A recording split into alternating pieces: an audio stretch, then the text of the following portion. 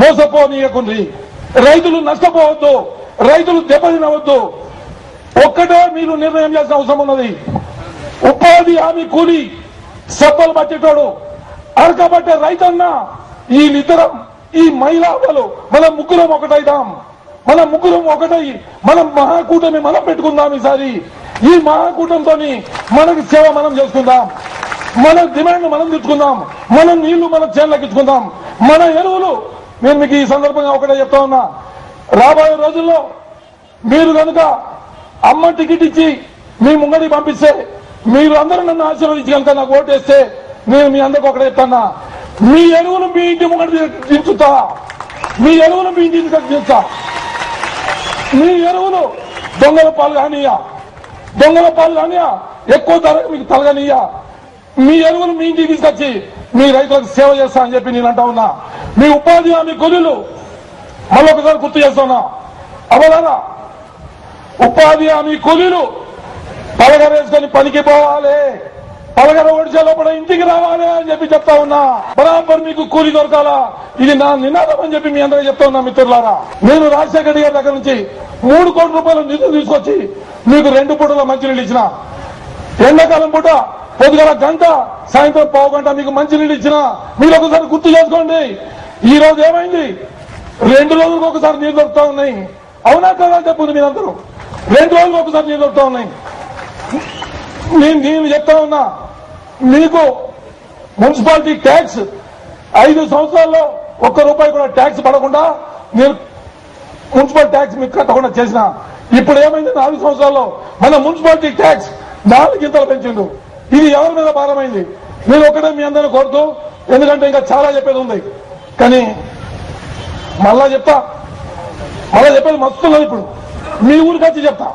నేను ఒకటే మీ అందరిని కోరుతూ, ఎందుకంటే సమయం తక్కువ ఉంది, మీరు కూడా బాగా దూరంకి వెళ్ళి బాగా ఇబ్బంది పడాలి. మీ అందరి కాళ్ళకు మొక్కుతానా, అవ్వలకి అందరికీ. ఎందుకంటే ఈ కష్టం మామూలు కష్టం కాదు. ఈరోజు మీరు చేసింది ఈ కష్టం మామూలు కష్టం కాదు. మీరు చేసింది మీ కష్టాన్ని గుర్తుంచుకుంటాం తల్లి. మీరు ఎవరు కూడా అమ్మ మీటింగ్ చెప్పాక దయచేసి లేకపోతే మీకు 2 కాళ్ళకు దండం పెడతాను. ఇకపోతే మా మిత్రులు నా వెనుక రాత్రి పగలు కష్టపడే వాళ్ళు 200 మంది ఎస్పీఎంలో కార్మికులు ఉన్నారు. ఆ కార్మికులకు రాజశేఖర గారు ఏం లాభం చేశారు మీరు ఒక్కసారి ఆలోచించండి. మీకు ఈఎస్ఐ 4 లక్షల రూపాయలు చేశారు రాజశేఖర గారు. నేను కాంట్రాక్ట్ కార్మికులకు జీవోలు ఇప్పించిన, కొట్లాడి ఏరేసి ఇప్పించిన. పర్మనెంట్ కార్మికులకు రాజశేఖర గారి దయతోని 1500 మందికి తెల్ల కార్డు ఇప్పించాం.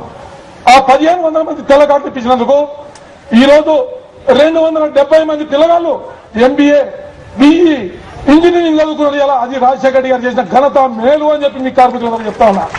ఈ రోజు ఏం జరుగుతూ ఉంది? ఎస్పీఎం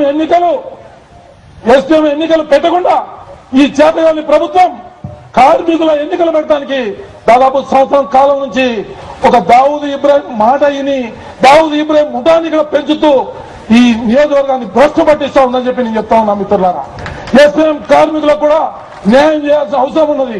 స్పందికి మేనేజ్మెంట్ తో మాట్లాడి ఒక్కొక్కరికి 150 రూపాయల అలవెన్స్ నేను ఎమ్మెల్యేగా ఉన్నప్పుడు ఇప్పించిన. ప్రతి వర్గానికి, ప్రతి ఒక్కరికి మేము సాయం చేసినాం, ప్రతి ఒక్కరికి సేవ చేసినాం, ప్రతి ఒక్కరికి నాకు ఓటేసి గెలిపించినందుకు 5 సంవత్సరాలు కష్టపడి మీకు పనిచేసిన. ఇంకా చాలా ఉంది, కానీ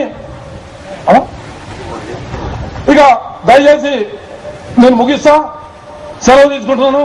ఇంకా బాగా రోజులు ఉంది, మళ్ళీ ఇంకా మస్తు మీటింగ్ చెప్పే ఉంది. ఇక్కడికి షర్మిలమ్మని తీసుకెళ్తాం, మళ్ళా జగన్ అన్నని తీసుకెళ్తాం.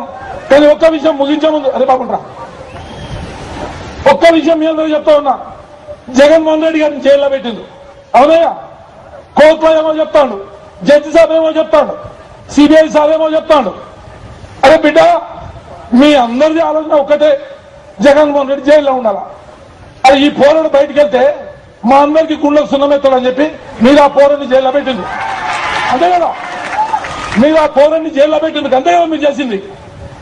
అవ్వలారా, తమ్ముళ్ళారా, బిడ్డ మీరు జైల్లో పెట్టింది కదా, మేము ఓటేసి జగన్మోహన్ రెడ్డి జైలుకి పెట్టేస్తామని చెప్పి చెప్తా ఉన్నాం. ఈరోజు వేస్తారా? చెప్పుని మీరందరూ ఈ సభాముఖంగా ఒక్కసారి చెయ్యెత్తి కొట్టి చెప్పండి, జై జగన్, జై జగన్, జై జగన్.